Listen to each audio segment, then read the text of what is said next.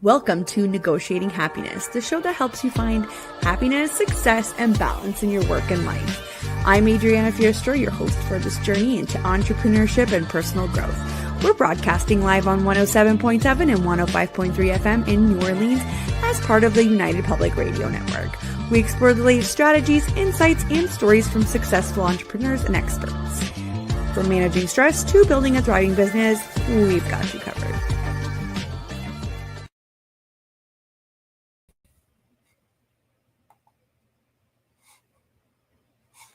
Good afternoon, everybody. This is Adriana Fierstro, and I am your host of Negotiating Happiness, and we are broadcasting live on the United Public Radio Network and UFO Paranormal Radio Network at 105.3 and 107.7 FM in the beautiful city of New Orleans.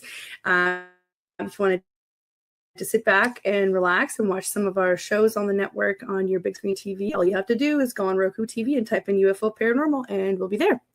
Hello, everybody. It is 1 o'clock Eastern time here, so grab your coffee, grab your lunch, and let's just dive in. I'm here today with Christine. Hello, Christine. Hello, Adriana. So great to be here with you today.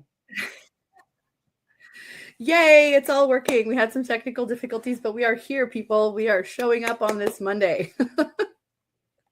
It's the Mondayest of Mondays. I know, and it's so close to the holidays that I think we're just all over it, to be honest. So here we are, though. Best foot forward, right? So today, thank you so much, Christine, for coming on. We will be diving into your experience about why being yourself is best in business strategy and in life. So I can't wait to talk about this advantage of, being authentic and what that means and how you work with your clients to kind of put that forward. Just a reminder, everybody, that we are live. So if you want to send in your questions and comments, we would love to hear them or see them. If you are over on the Instagram side, I have to post them as my own comments over here for you to see it on the screen, but please don't be discouraged. Even if you're on Instagram, we will be watching out. And if you have any questions for Christine, please let us know. So who is Christine? I'm just going to do a little quick intro here. So Christine is a speaker and life coach who's passionate about guiding women to living more fulfilling and joyful lives. Christine leads her clients through their personal growth journey to support them as they learn how to deepen their connection to self, build confidence and self-trust, and release what no longer serves them so they can clear the path to make empowering decisions for themselves and live more authentically in a life they enjoy. Christine juggles various projects, one of which is running Bloom social events with her colleagues, which is one of my favorites. This is how I met Christine. So stay tuned. I will be asking Christine of what's coming up on the calendar in the new year. So again, thanks so much for coming on. I would love to just start out a little bit. We usually do, we kind of dive into, what does your entrepreneurship journey look like, Christine? How did all of this start? Well, thank you again for the lovely introduction. And it's kind of a long story, so I'm going to try to short form it for you because I can tend to be quite a long form talker. We like to talk. It's okay. We like to talk. Okay, that's good then. I actually got started on my entrepreneur journey back in, when was that? 2018. I was working corporately and not really loving my life and found myself frustrated more than happy and excited in the life that I was living and the experience I was living. And so I'd had this, what I refer to as a heart fart. I had gone out there and seen an opportunity and got really excited about it. And it took me about 1.5 years to bring it to fruition and eventually leave my corporate job and jump into something that was completely different than what I was doing corporately. And started running boutique wine tours from Waterloo region here in Canada, where I live, to a region not too far from me. So they were like day trips. I took people out for experiences, brought women together, primarily women together. And we had great conversation, great experience, food and drink, and all the things. And it was a ton of fun. I really enjoyed it. And then, of course, the pandemic happened. And here in Canada, things, and especially in Ontario, things moved a lot slower at this side of the world. And so, unfortunately, and fortunately, it had really great impacts on my business. So I went from growing the business about 300% by year 2, and then facing real challenges because I couldn't do much of my business in the world. But one of the things I really connected with was how in that time, so many people were losing connection. They weren't feeling joy. They weren't having fun. They weren't connected to anything because we were all home alone. And so I started creating virtual experiences and just bringing people together. And I think that it's kind of where my heart lit up even more, because as much as I didn't love being virtual, I was still able to connect with people in a way that alivened them, right? That took us out of this really not so fun time and moved into something that was more fun. And the long and the short of it, I told you, it's a long, I'm giving you kind of the long, short version, is that after a couple of years of doing that and doing all the things, and when everything opened up and I was doing the tours and I was doing the virtual parties, and I was doing all these different things, I actually ended up burning myself out. And I came to a conclusion not too far after absolute burnout and needing to just completely take a time out, complete break, and leave my business, because I realized that my people pleasing and my wanting and desire to make everybody else around me happy had completely taken over my experience and took all the joy out of my life. And I found myself pouring into everybody else's cup except for my own. And it literally depleted me 100%.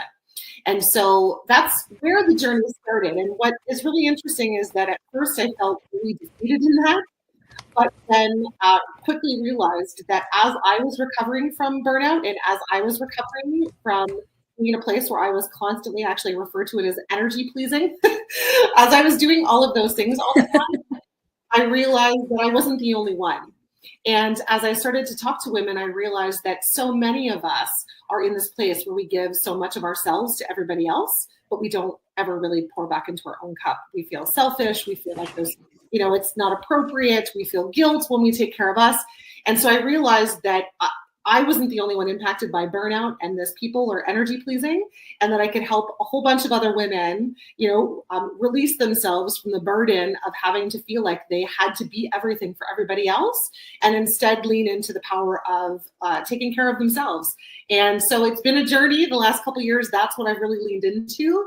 And so I primarily support women as they are on their journey, whether they're entrepreneurs or career women, or they're just looking to improve the experience of their personal life. I help them to uncover, the power within them and the desire to do more for them, because that's where our joy comes from, is not just pleasing everybody else and standing in like everybody else wants us to or needs us to, but standing in a way that also, lifts us up, also fills our cup. And it's a win-win is essentially what I help women to do. Right. And thank you so much for sharing that story. And I just wanted to point out that it can't be easy deciding to give up on something that you started out of pure joy or that you've poured so much of yourself into. And it's never an easy task to even be done with it completely. I find that as women, we decide to take it on, and then say, oh, this is too much. Maybe I'll just take a break.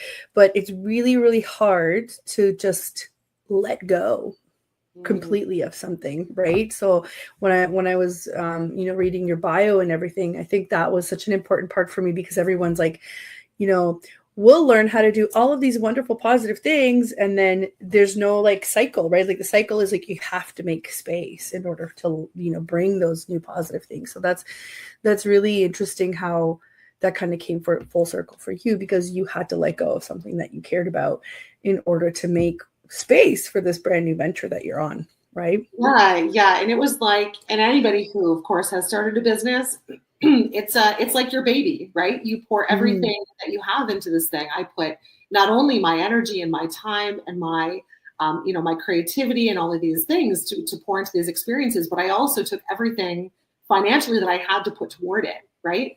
So coming to terms not only with letting my baby go, and recognizing that a big part of what I struggled with at that time was thinking that I was a failure because the business wasn't going to continue, that I was somehow a failure. And what were people going to think of me? And, if I fail, why would anybody want to listen to me? Why would anybody want to work with me if I'm this failure who couldn't figure it out?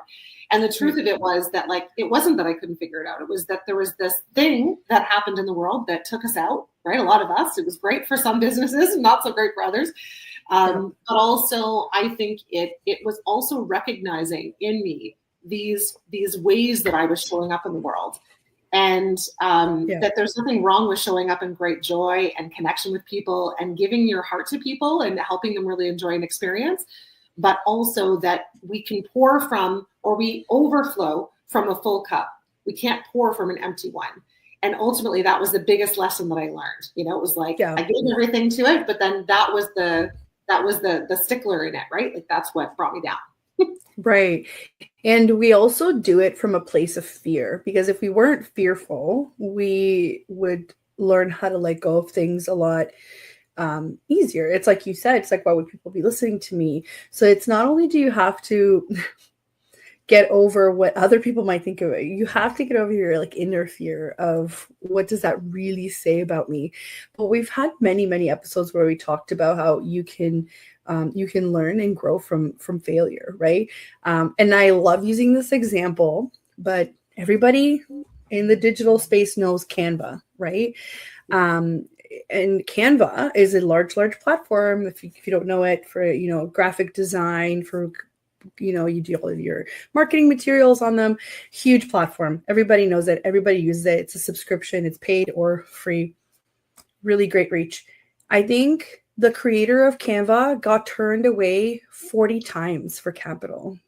Imagine if she had just said, I'm done hearing no, or I'm done with this project. I'm done. Then we would never have Canva. We would never have something. And don't get me wrong, I was into that graphic stuff before then. And while the platforms were wonderful, they were not Canva. They were not as user-friendly. They were not as easy to, easy to explain to other people. This was really great for the people in our sphere. So imagine if that person would have given up. So now this is a story that I use all the time. It's like, what are you afraid of? Is somebody else saying no to you? Who cares? Move on, right? Imagine if that's you. Yeah, well, and the fact that, like, nobody other than us knows what's possible for us, right? Right. So, like, we know inside of us what we're capable of, and we're often looking outside of us to get the approval of others to move forward with that thing. And the truth is that nobody else knows what we're capable of. Nobody else knows what's truly on our heart. Well, nobody else knows what is possible for us except for us. Right.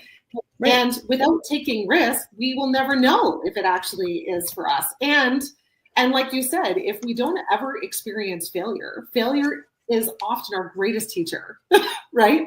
Right. Because it means that I'm sure you've talked about this in your show lots of times. It's like, as soon as we try something, like, we're putting ourselves out there, it's like a really vulnerable place to be. And it's also a practice ground, right? It's like we get to get out there and try something. And, like, I'm not going to look back on my life and go, oh, I didn't know because I never tried. Instead, I'll be like, oh my gosh, look at all these things that I learned and all these things I got to create and all these ways I got to support people because I was willing to take the risk to step out of my comfort zone and do the thing anyway, Right. It's amazing. Yeah. So we have a comment here from Leaders Lounge Canada. Hello, Phil. I love that you're tuning in. And she says, love that. What an awe moment. You can always pivot. It's so true. You can always pivot. And I work with a lot of small businesses that have been super successful for the past 10, 15 years, but the landscape has just changed. So it doesn't take anything away from them, but now they're experiencing some difficulties because they're not used to this new landscape. And it's like, you're not failing, it's just, you have to pivot. You have to continuously change and move and evolve, right? And this is part of it. Yeah, things are always changing and there's going to be always a different approach. And, I think that's one of the biggest things too about also doing things authentically and doing things that feel right for us is not just necessarily jumping on every trend, but finding the things that really fit us, really work for us, really align with us, Right. What is one thing that you would say to somebody who is kind of in the middle of making that kind of a decision? What is one thing that you wish somebody told you when you were in that position? Which position exactly? Needing to pivot? Like when just pivoting and just learning to let go. You know what I mean? Yeah. I would say the first thing is like, I wish someone had just told me to take a breath, take a breath and just ask yourself, what makes you the happiest? Because if something is taking all of your energy and joy, and it is just taking from you and it's not pouring back into you, then it's probably not for you, right? Right. We're not here to be in pain all the time. We're not here to be suffering all the time and just, struggling through all the things constantly just to get to the end goal.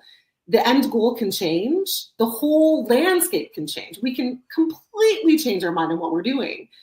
We just have to ask ourselves, what feels best for me? Outside of what everybody else out there says or what they want, what is best for me? And how can I best move forward that's going to feel aligned, that's going to feel good? And I can have both. I can put my heart into something and work hard towards something and be of help or assistance and service to something. And how can I also take care of me? Because it's the duality, right?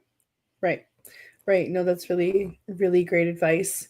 It's unfortunate though that sometimes when we're in those situations, our brain is probably going at, 1,000,000 miles an hour. And like you said, nobody tells you to just take a breath. You're just thinking, what's the next move? What's the next move? Yeah. And I think too, we do get tunnel vision because we literally can only see this way, right? This is why, when someone stood in front of me and literally helped me pull out this piece and move it over here and say, okay, Christine, let's look at it from this view instead of from this view. And they really were able to help me align with that and see things differently. It changed the game for me. And so when I sat back and realized how somebody else helped me see, I realized I can help other people see, right? Right. But what we do, and especially as women, what we do is we keep it all to ourselves. We hold it all tight to ourselves. We silo ourselves. We don't tell other people what's going on. And we have a really hard time accepting the help, right? And so we typically don't look out. We don't look for the support and help. But truly, often that's exactly what we need because we can't see the forest through the trees, so to speak, Right. So that's why you're there to help out. I love that. We have another question from Instagram. So from Leaders Lounge Canada, it says, can you share how this impacted you with any of your collaborators or suppliers? So how did you handle that? As in the pivot? I'm guessing that's what it's related to, the shifting gears. I think, especially for me, I had so many different vendors and partners that I worked with through that time when I was working with my other company, and we had so many conversations, and there was so many relationships built during that time of the period that the business was running that I just kept open communication for the most part, right? We were all struggling.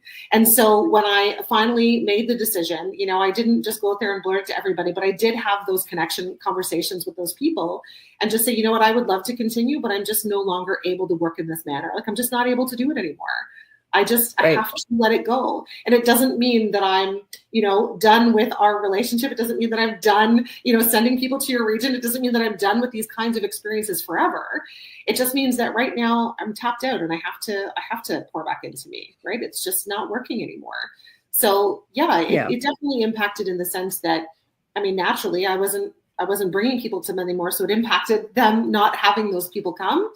But also they weren't really coming during the pandemic anyway, right? So it was sort of like that mutual connection, that relationship where we were able to keep that conversation going and be able to just be honest about what was going on, Right. And I say this all the time. I feel like the people that work with you that want you to see you succeed or that you generally have a good relationship with, they don't want to see you burned out. They don't want to see you stressed out because it doesn't really help them in any way either. Right. So if you are working with people that are saying nonsense, you have to do this, that's just like a giant wake-up call to say, hey, there are some people that you need to let go of in your life as well that are not going to be serving you long-term anyway. But the people that you do make those relationships with, I find that they want to see you succeed. So they're like, great, keep me in the loop. Well, I want to see what you do next, right? Yeah. And typically, if you are one of those service providers, like you said, that you want to nurture these relationships, you typically have other contacts, or you typically have some other sort of, hey, I can't do this, but I can connect you with so many other great people, right? But I think what the most important part that you said was you just have to be open. You just have to keep the lines of communication open, right? Yeah, yeah, absolutely. And like, it's not easy for anybody. And I think too, like on that point of collaboration, sometimes when we align with people that the relationship isn't coming, or we can't, it's not a win-win. Like it's okay to acknowledge that and say, you know what, this relationship isn't working anymore. We're not both getting what we need, because it has to be a win-win-win, right? I have to win, you as a supplier have to win, and my client has to win. So if we're not all winning in the situation, then it's not a good business relationship. It's not a good personal relationship. Like relationships in general, it's sometimes we do have to leave things behind or people behind, because we just can't move forward with, that sort of obligation or sort of weight on us, Yeah, and it's more of I find like this is a subject that has to do with sustainability rather than, short-term results. Like a lot of people, when they first start out, they're very focused on short-term results rather than kind of looking ahead. And I understand why, because that's the time where you just want to hustle. So you'll say yes to anything, you'll do the things that later on you will regret, but it does bring you up to the point where you can like, hold on, I can actually start being selective about what I bring into my own life, right? But if you are looking for things long term and you're realizing it's not sustainable, at some point it would have had an expiration date, and you just need to start being okay with that, right? 100%. And too, like sometimes you just have to try things on. It's like the same thing as getting it started in the first place. Sometimes you have to try something on and it's not a good fit, and you have to move on. It's as simple as that. It's true. It's true. And I am really grateful for my clients. Typically my clients are great and they understand that I'm a person too. And then when it's my turn, I then understand that they're a person too, right? So it just kind of goes around. Like you said, it has to be mutually beneficial, or else long term, it doesn't really make sense, right? Yeah. And I think, sorry, I didn't mean to cut you off. No, go ahead. I was just going to say that too. Like, I think often, especially when we're new in business, we do want to take on and say yes to everything because we're hungry, right? We want our business to succeed. And oftentimes what we learn along the way, or hopefully we learn along the way, is that, just by accepting any kind of business does not mean good business, right? So we can attract a certain kind of clientele. And if they go and tell all the people that are like them, and that's not who you really want to be attracting, now all of a sudden you're attracting all the kinds of people that really aren't the kind of people you want to work with.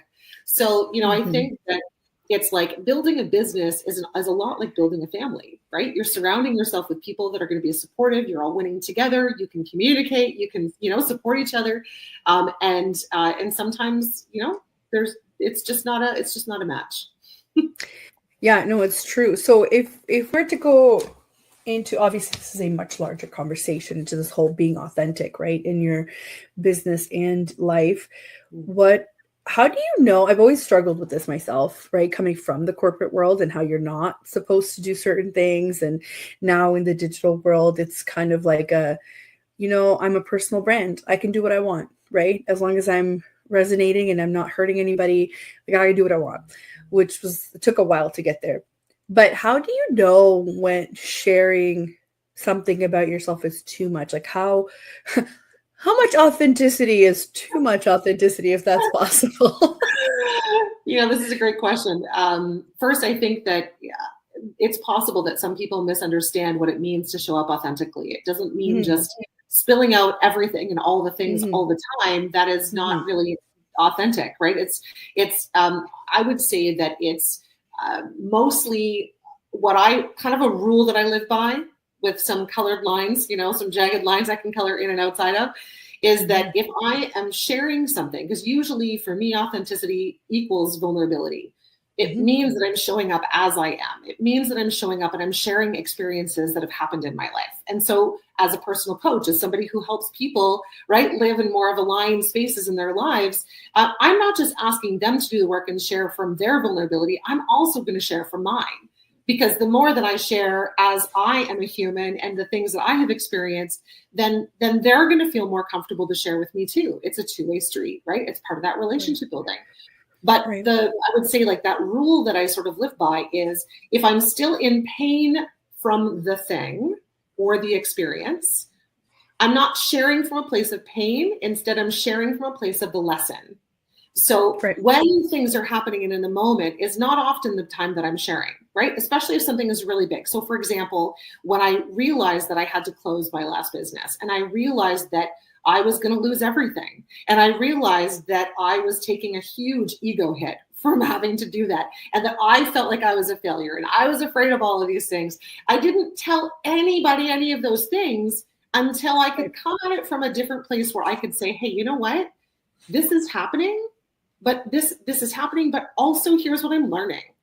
This is what's happening. And here's also what benefits are occurring as a result. Here's where I'm growing as a result of learning this lesson, right? So it's not just go out and bear all and say all the details and just tell everyone my big sad story. It's coming from a place of, I've already been, right, living in that experience. And now that I've got a place that I can speak to from experience in it and from that lesson space, now I've got an opportunity that I can share about it, right? Right. And that can be easily translated into content, right? We spend a lot of our time figuring out how to post ourselves authentically online and how to let our potential, connections know what we're truly like. And I always find the digital space to be very tricky for that.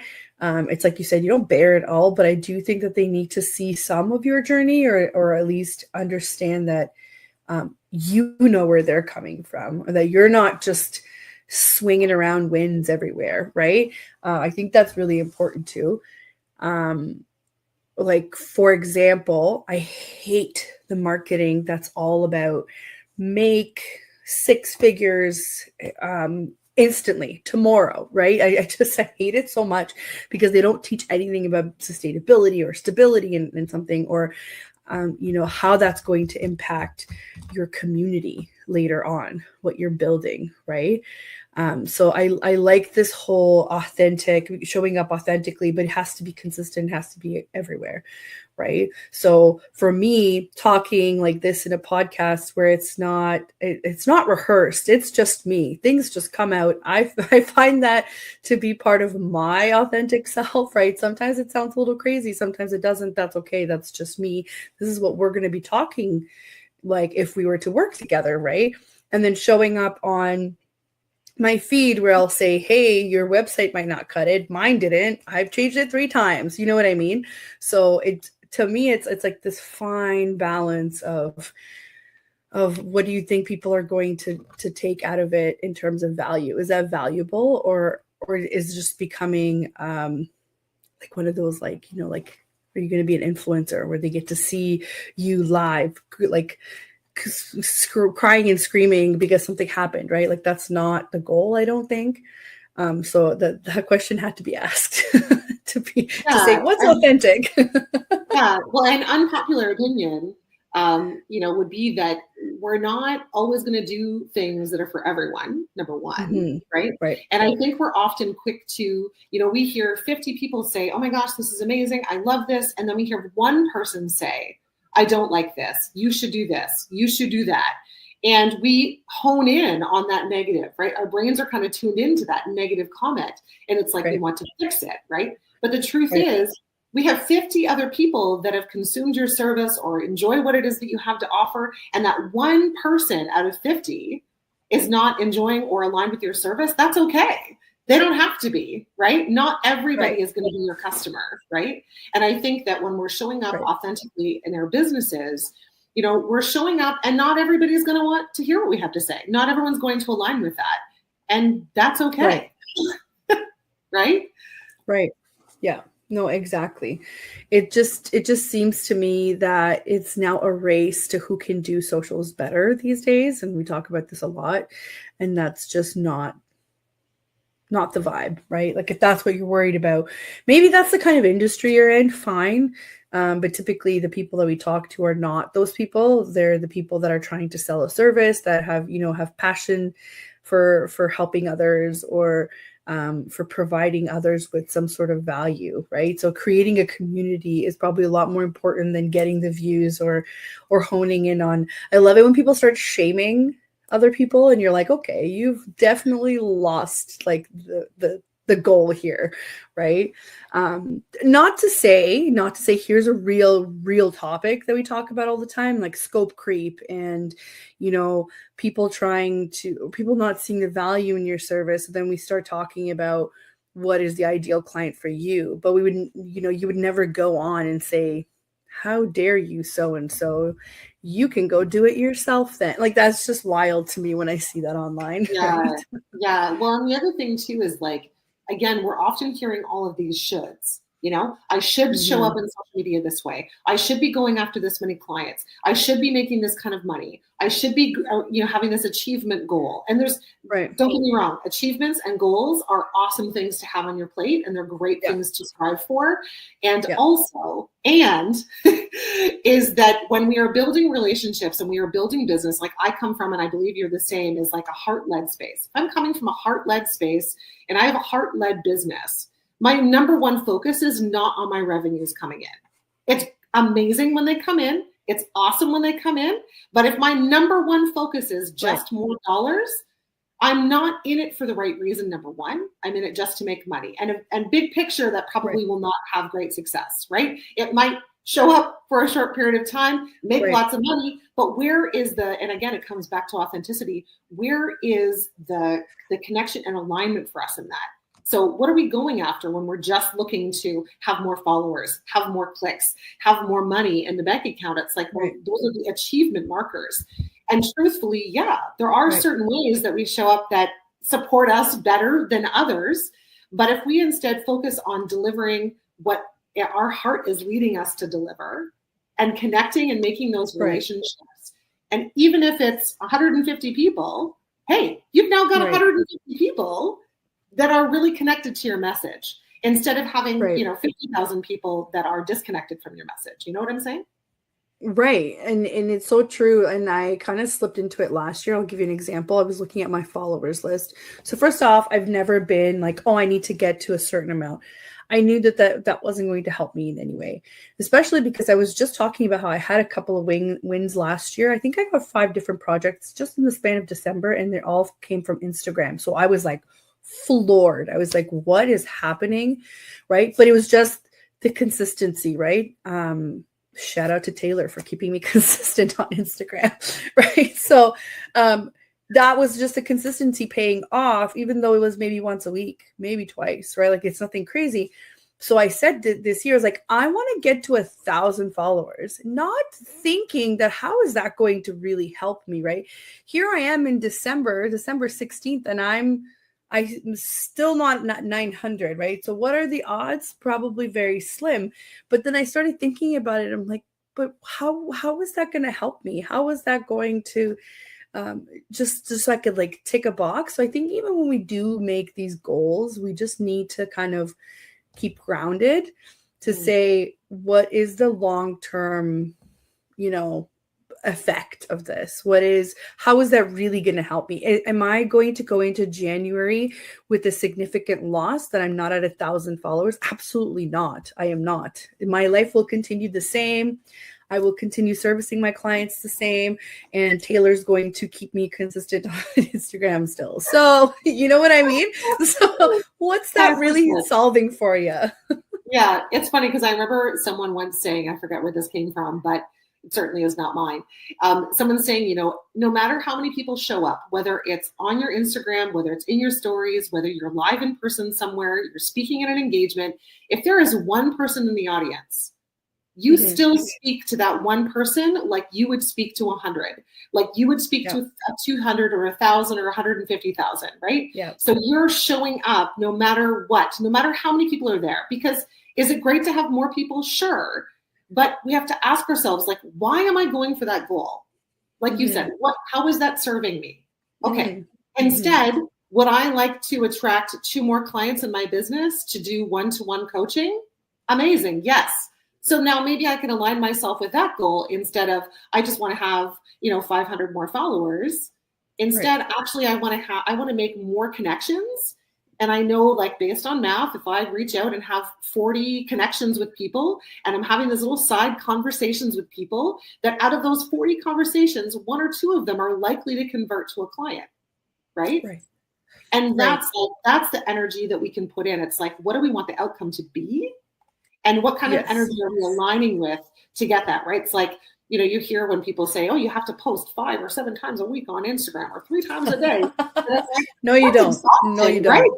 Like, not only is it exhausting, but who can actually do that and manage a business, especially when you're a micro business, right? If you're not at the stage where you have a whole team and you have all these people doing these things and you're the one wearing all the hats, that's not realistic, right? So it's like, is it realistic? Does it feel good? Right? Can I find a way to do it that feels good for me and get my message across? And then how can I convert those conversations?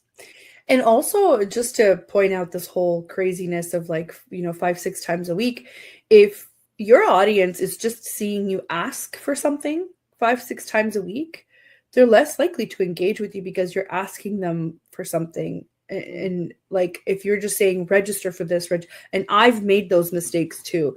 Register for this, go do this, go do that. They're not seeing the value in following your journey along, especially if you're a personal brand or especially if you're trying to show up authentic. So you could be remixing the same content over and over where you're asking them to join your webinar or your course, whatever the case might be, but they're not getting any of the value. So people get so caught up on how many times to post and they have no strategy. There's no repeatable process to it. So there's nothing that they're offering in terms of education or of, hey, here's how you could do this yourself or whatever the case may be. I share the platforms that I work with all the time. Does that mean that somebody's going to go out there and use some of those platforms without me going through a consult with them? Yeah, for sure. Does that take away from me? No, because those are the people that weren't ready to invest anyway, because they're testing the waters and it's okay to do that. It's okay for them to see, oh, this actually involves a lot more than just logging in. You know what I mean? And then eventually they might make their way back to say, hey, I'm getting information from your account. What else do you know? You know what I mean? So I think we're just too bogged down with, we have to do this, we have to do that for the algorithm. I think once we stop paying attention to the algorithm, our lives get a little bit easier. And of all people, I've tried to kind of keep up with the new ways of doing things for the algorithm. And I truly don't think that they ever reveal what the actual algorithm does. I think it's just a case of like, have good practices when you post and post really good value. And I think you'll get some sort of result from it. And also posting more is not going to get you featured as much now anyway. So according to Instagram, they're putting a lot more value on how many people interact with your posts rather than how many times you're posting, how many times because what it means is to them, it's plain and simple. It's money for them. It's how long you're keeping a user on their app. If you're helping keeping them on longer, then it's more beneficial for them. So the more value you can put in your posts where you can interact with your community, that's how you're going to get results, right? So we're slowly, I think, shifting the right way, but some people are still very focused on getting the attention, getting the followers, getting the whatever. And I say this all the time. It's like, this is not the way, guys. This is not the way. Yeah. It's also the messages that we receive, right? It's like all about how many people like me, how many people are following me. And it relates to how we are accepted. Who are we as a human? You like me? Right. Yeah, you like me. Oh no, you stopped following me. Why don't you like me anymore? And now I'm going to go and shift what I'm doing because one person doesn't like me anymore. We're here as unique individuals. We all have something really different to offer. And even if there are 10,000 people that are doing something, I mean, I'm in a business that so many people are in this business, right? And there's, like I have a lot of the same approaches as so many coaches out there. Yeah. But the truth is that at the end of the day, someone is going to be really drawn to how I work with them, how I approach situations, how I make them feel comfortable and safe in those conversations, the kind of results that they're getting by going out and taking those actions, right? So it's like, there are so many of it. Just go and do you. And when you show up as you, then the more people are going to be drawn and attracted to you. And that's what they're buying. Do you know what I'm saying? Yes. All the time. I say this all the time. They're buying a service from you. They're not buying from your website. They're buying it from you. I'm just going to do a quick little intro here before we move on. So for those of you that are just tuning in, you are listening to Negotiating Happiness, and I am your host, Adriana Fierstro, and we are live on the United Public Radio Network and UFO Paranormal Radio Network on 105.3 and 107.7 FM in New Orleans. We are here with Christine from It's Me, Christine D, and we are talking about the advantage of being authentic in life and business. So if you're just tuning in and you want to start from the beginning, everything's going to be in our archives on Facebook, YouTube, SoundCloud, iTunes, whatever platform you want. Just go ahead and look for the United Public Radio Network or my personal channels, and you'll find it there. So we sort of kind of touched a little bit on there, right? About how there are a lot of people in my industry too that do what I do. There are a lot of people in your industry that do what you do. And somehow we're not shy when it comes to collaboration or sharing the space, which I love, because I know that there are some people that are not quite into that, and that's okay. That's the way that they do their business. But so the way I met you was through Bloom Socials, right? Do you want to tell us a little bit about that? Yeah, sure. So I, as a coach, and I have been kind of putting myself in different rooms, as I leaned out of my previous business and into doing things differently, and not only growing as a human in my personal growth journey, but also assisting others. I started opening my heart to meeting other women and building collaborations, because I feel like, kind of like what you were alluding to, is that so many feel like, there's only so much out there. And if I give this to you, then there's not enough for me. Or if you go out and do that thing, then there's not enough for me, and I have to compete with you to get that. And the truth is that actually, no, there's enough for everyone. And just based on what I was saying a few minutes ago, is that when we show up more as who we really are, right? Stop pretending and hiding who we are, hiding those little quirks and those unique things about us, that we actually start to connect with people in a more authentic way, in a real, genuine, connecting kind of way. And so as a result of just building more of those relationships, I ended up meeting the 3 women that I co-host Bloom with. And we'd known each other through different, networking groups and spaces and places before, but it never really come together. So we ended up working together like over a course of 24 hours and got to know each other really, really well in that very short period of time. And almost immediately knew that there was this really cool connection. And as much as all of us are coaches, and as much as all of us help to guide women in some very similar ways and then some different ways, that we didn't see each other as competitors. Instead, we saw this opportunity to, allow more women to open their hearts and follow their heart into what it is that they want to do, right? And whether that's in business or in their personal life, but like opening up conversation to help women be seen, to help women use their voice, to help women build their confidence. Like we had all of these connecting sort of values that we wanted to bring and make it real for people. It's like we all kind of hide and we don't really talk about the things that are really going on in our world.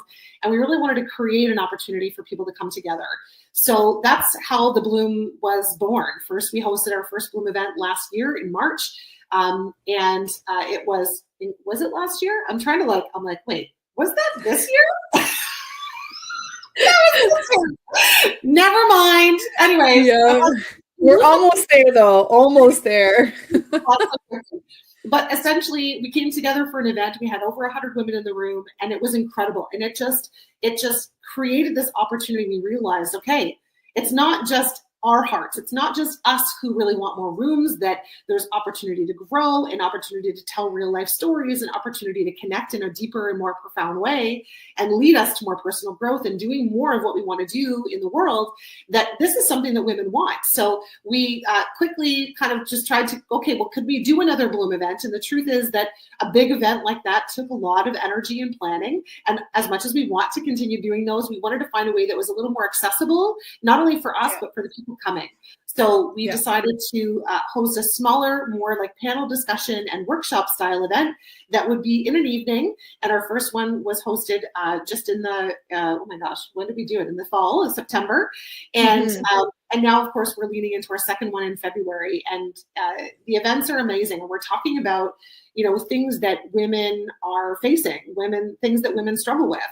And it's really important to have these kinds of conversations, because we often think that we're alone in what we're experiencing, and we're not. Right. We never are. We're not. No, we're not. And that's what I attended the one in September, and I have to say, like, I've gone to many networking events, and I don't even know if I would call this a networking event. I mean, it is and it isn't. I think if you're making connections that are authentic, ultimately that's what you're doing. You're networking, you're growing your network, whether you want to look at it from a stuffy business point of view or not, but it's definitely not that. And I remember when Andrea told me, she kind of warned me to be like, it's not your regular event. And I was like, yeah, okay. And I just found myself very much surrounded by people who were sharing not only their highs, but their very low lows. And it almost, as I'm all about that, but I think I found a new level of all about that, because I was a little bit like, oh my God, how can you guys, like, how much strength do you have to sit there and tell us about all of this, right? And I was saying to Andrea, I was like, I hope I didn't seem like I was rude. I don't even know if you could see me, right? There's so many people there, but I was purposely distracting myself with my phone as I was listening, because I didn't want some sort of like emotional reaction to come out, which is, I guess, the point of it, right? It's such a different feeling for me to be in a room with a lot of people like that, and to have those kinds of, because it goes back to like, you have to be professional. You have to wear professional clothes. You have to speak professionally. You can't put hey in an email. How dare you? Or like, you can't, you work at all of these professional places. How dare you have pink hair, right? It just goes to that. So it was a little bit like undoing some of those, behaviors that were taught early on, to be like, a bunch of women got emotional and they learned something from it and they had a great time.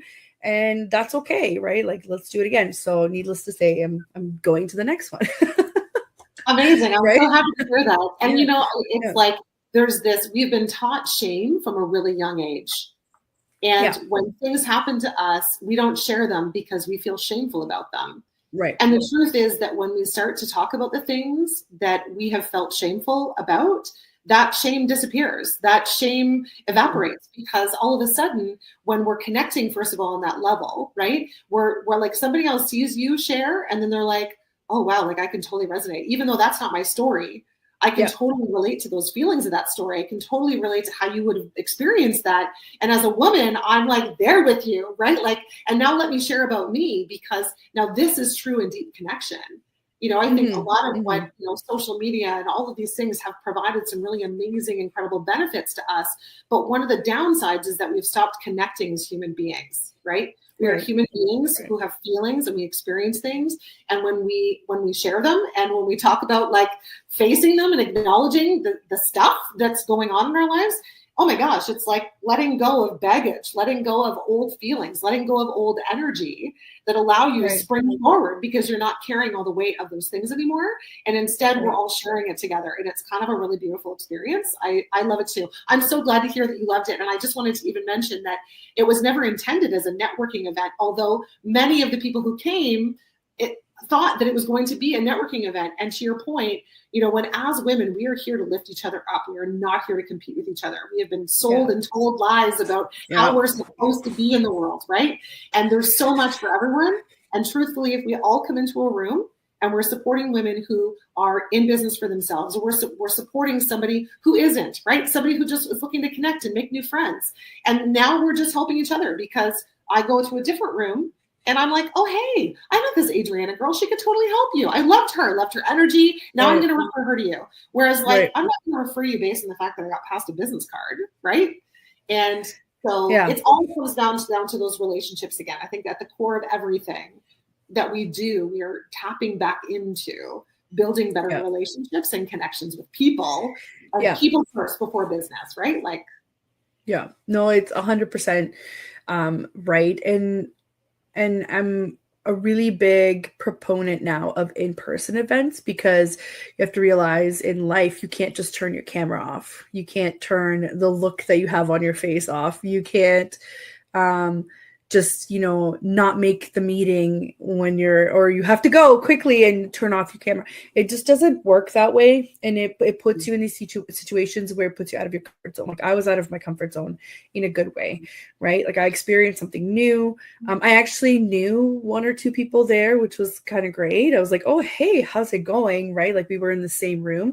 It's also an indication. It's like, oh yeah, we're in the same kind of crowds. Like, this is good. This is a good indicator, right? And I just love the fact that there was something local that I could do, right? Because I am in the KW area and I typically end up going to all these events like Toronto way, right? Mm-hmm. So the fact that I was here, and I forgot to mention, guys, Christine is also in Ontario, Canada, but she works with a lot of different people. So you don't have to be in Ontario, Canada, right? So yeah, well, I mean, this is the beauty of it. Like one-to-one coaching can happen just about wherever you are. Yeah. But I'm with you on the building more and creating more opportunities to connect in person. And I just want to acknowledge too what you said about, how you distracted yourself with your phone so that you didn't have to like show the emotion. And like that is something that we have been again taught and sold. Right? You're going to see my weakness if I show up in tears. It means something bad about me if I'm expressing emotion. And the truth of it is, no, actually, it's a release. It's your body's natural way of reducing stress is to release them through tears. And so what a beautiful observation for yourself and for anybody who's listening to know that like there is no shame in the tears. We have been taught that there is, but there actually isn't. Right? So I'm just kind of shifting that perspective a little. Yeah. So one, I think this year's been my the year of self-awareness is what I'd like to call it. Yeah. And two, this is again goes to that point of, women do business differently than men. And we just need to continue to remind ourselves of this, right? So if I was somehow in that room, in the next room that I'm in, I might not necessarily be able to act the same way, which is unfortunate, but it's just the reality of it. So it's the more you expose yourself to these kinds of things, the more you get to know people, the easier it'll be. It'll come to you, because I hate like anything salesy. Take me out. I don't want to sell you on it. I want you to know, like, come to me. If you have a problem, come to me. I will give you all of the consults for free. It's something I'm working on, but I will give you everything I have. But we'll talk about it, and I get really passionate about it. And I think people can see that. I think that's enough sales for me. I don't need to convince you to, purchase something from me. But what I can tell you is like, hey, you've got this really good business. Here's how you could make it better. Have a thought. Talk to me in 6 months. Like, it's very like natural, right? Like that's what I want. Yeah, that's what I want from any of these connections. Yeah. And when we're in spaces where we're in, rooms with other people who have similar values, they're going for similar things, they're aligning themselves to similar, themes or topics, and the way that they're showing up in the world and trying to show up in that whole heart, then those are the other heart-led people who are going to lead you to more heart-led people, right? Yeah. So it's like you keep putting yourself in a room with a bunch of people that just want to pass around their business card. Well, that's not going to get you very far, right? If that's not your style. If that's how you do business, good luck to you. That's just not the way that I roll. But I want to be in rooms where I know that you're first worried and considerate of like who I am as a human, and you're not just here to try to have someone write the next check. So not that anyone writes checks anymore. I don't even know why I said check, but No, but yeah, I know what you're saying. It's like I will pick up the phone and I will talk to you before. It's not all about but the invoice or I have to. That's what I'm saying. I think I've given all of my consults have been free this year. So whatever you took out of it, great, amazing. I get good feedback on it. Whether you want to work with me now or later, it's up to you, right? So I'm just thinking about it about opening doors, right? It depends if you want to close it or not. And so far I think it's led me to some pretty good, goals or whatever, achievements, whatever you want to call it. But it is true. It depends on who else is in the room with you, right? So it is very important to surround yourself with other authentic people, or else you're going to be the odd one out, and it'll be very obvious very quickly. Right? And who enjoys, you talk to anybody who goes into a room where they feel like they can't really just be themselves, and you feel like you have to hide and show up in a certain way because that's what's acceptable in the room. It doesn't feel good, does it? Now imagine going and doing business with all those people, or trying to make friends with all those people when your nervous system's all out of whack because you feel like you have to respond in a certain way, right? So instead, when you're going into those rooms and building more, deeper and actual connected relationships, they're going to go a lot further, for sure. Yeah. So we're almost at the time here, because obviously I knew we were going to have a great conversation. We could probably continue this forever. But I have one last question. It's usually the last question. When I started this show about negotiating happiness, it was just about finding balance, right? Negotiating what your happiness looks like versus mine. It could be different. So I always ask, what is it that makes this all worth it for you, for Christine, the individual, not Christine, the business person, or, the mom, wife, sister, or I just want to know kind of, what do you do that makes this all worth it for you? And the responses that I get sometimes are, oh, I work out at 5 a.m. and it helps me set my day. And I'm like, wow, that sounds terrible, but I'm super happy for you that this is what makes you happy, right? It just allows me to learn a little bit more about you. So what makes Christine happy? It's interesting. Hopefully my answer is not too long. I have a great passion for helping women see themselves and understanding that they have more power in them than they believe they do. Right. And helping to undo some of those limiting messages that they have received through their life or have created themselves in their life. And by helping another woman realize her power makes me, it's almost, to me, it's almost the selfish and most exhilarating thing on the planet. Because when you help another human being and you can see that their life has improved as a result, that lights me up. And I do it for strangers on the street. I do it for people that I work with as clients. I do it all the time because it feels good for me too. I see them, it feels good for them, and it feels good for me. So honestly, I mean, maybe that's not the answer you were after, but that's it. I do what I do because it feels good to help people. And I think that most we are put here as helpers. We're put here to serve. So what's your balance? What do you do to kind of help reset yourself for the next, little while? I unplug a lot. As an extrovert, I think people are often surprised to learn that I actually spend a lot of time alone. And I used to fill my alone time. I hear that. Right? I used to fill this time with all the noise and all the things and all the events and I got to do all these things. And then when I created space for myself to just kind of be quiet, to meditate, to go for walks, to enjoy myself in ways that don't necessarily need other people, it allows me that space to unravel and unwind from all the energy in the world, because there's a lot going on out there, right? And, especially when we're wearing all these hats, taking that breath and time for ourselves, literally breathing deeply, taking moments is super important. And that's definitely what helps see me through. 100%. I love that. I need to get back to meditation. There's so many good brain benefits from meditation. So we are at the time here. Thank you so much for coming on, Christine. I think you need to come back this year and tell us more about all of the things that are happening for you. I've pasted some of the links. Go follow Christine on Instagram or Facebook at it's me, Christine D. And if you guys have any more questions, I don't know. I see Christine on Instagram all the time, so find her there or contact me, and I'll put you in contact with Christine. And thank you for everybody who tuned in. We always appreciate your comments and questions. I love to know that other entrepreneurs are listening. This is literally why I do this. And thank you so much to everybody at the United Public Radio Network and UFO Paranormal Radio Network for the platform and for allowing us to have this spot on the interweb here to try and hopefully teach people some things, or to just maybe listen and have a coffee with us. I think that I will see you guys with new guests in the new year, but we will have 2 more replays if you guys want to tune in for the next 2 Mondays. And if I don't see everybody live again, have a very happy holiday season and a new year. And we will chat later. Thank you so much, Christine, again, and have a wonderful holiday yourself. My pleasure. Thank you so much for the opportunity to chat with you and share our hearts. It's been great. Thank you. Thank you.